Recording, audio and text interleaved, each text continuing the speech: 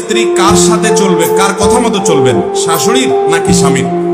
বিয়ের পর অবশ্যই স্বামীর কথা মতো চলবেন।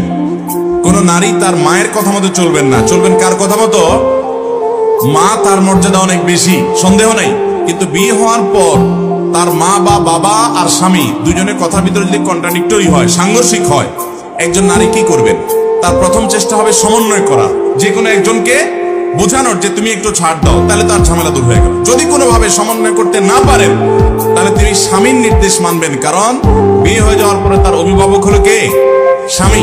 তবে মা বাবার কাছে করজোড় করে মাপ চাবেন, চোখের পানি ফেলবেন, তাদের কাছে দোয়া চাইবেন, ক্ষমা চাইবেন যে আমার অপারগতা, আমি পারছি না, কিন্তু আমার মনে চাচ্ছে তোমাদের কথা শুনতে। তারা বুঝবে যে সন্তান বেয়াদবি করে নয়, বরং স্বামীর আনুগত্য করতে গিয়ে বাধ্য হয়েছে, আসলে সে আমাদের কথা শুনতে চায়।